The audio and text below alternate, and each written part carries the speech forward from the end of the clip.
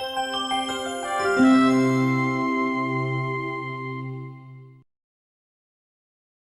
know, as technology has become such a big part of our daily lives, we have ended up in what I would describe as three camps or three very different worlds of digital parenting. The first is this group that I call the limiters, the enablers. And really, you know, these are the folks who are super plugged in, right? And I have friends like this, right? They kind of have this more is better attitude. They really let their kids often shape the way technology works in the home. I mean, many of us recognize our kids know more about technology than we do. We take our cues from them. We look at what other families are doing, and we embrace technology. We might even, you know, let our kids play Call of Duty if that's what the other kids in their class seem to be doing. And I call the kids of enablers digital orphans because they're basically raising themselves online.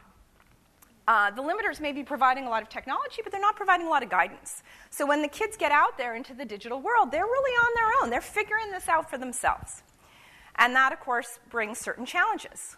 Well, what's the alternative? Well, one option that I see embraced by a lot of my friends, including, frankly, a lot of my friends who work in the therapy world and think a lot about, presence and mindfulness, is to flip off, right? I call these folks the limiters, because really their focus is how do I limit or minimize the amount of time my kids spend on screens. And what I love about my limiter friends, and I have a ton of them, is that they really, they make it very uncomfortable for me to take out my iPhone in public. And that's helpful, right? I mean, those of us who are total geeks, and I'm afraid I have to count myself as one, we need people to be our conscience, to ask those hard questions about the impact that technology has.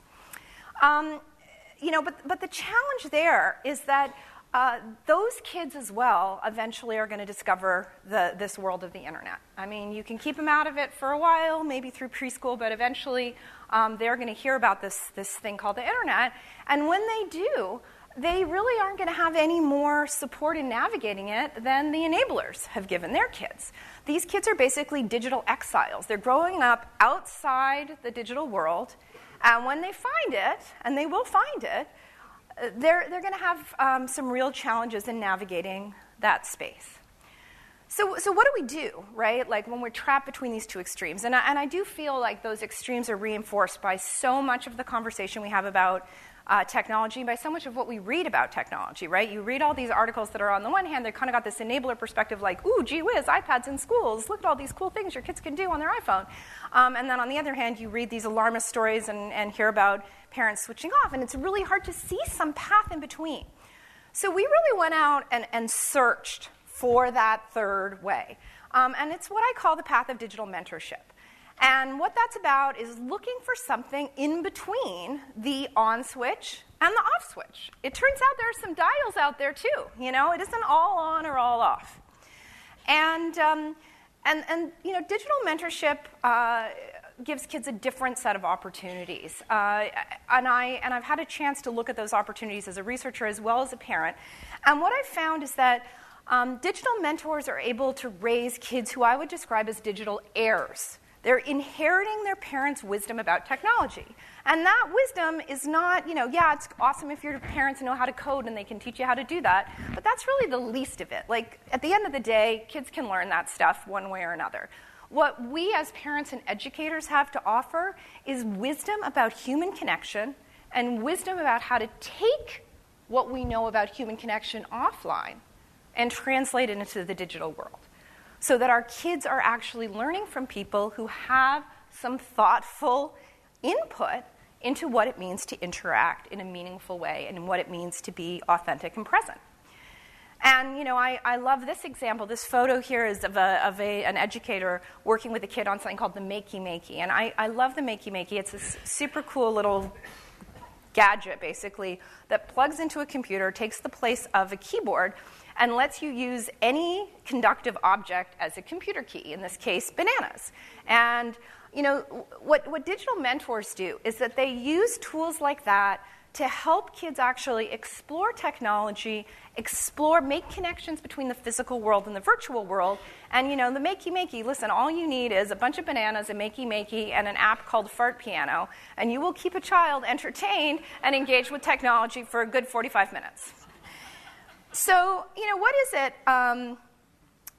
that mentors actually do? That's what I'm going to talk about in the next few minutes. And I think to understand the world of mentors, you have to look at them in the context of this sort of these three paths that we are currently choosing between.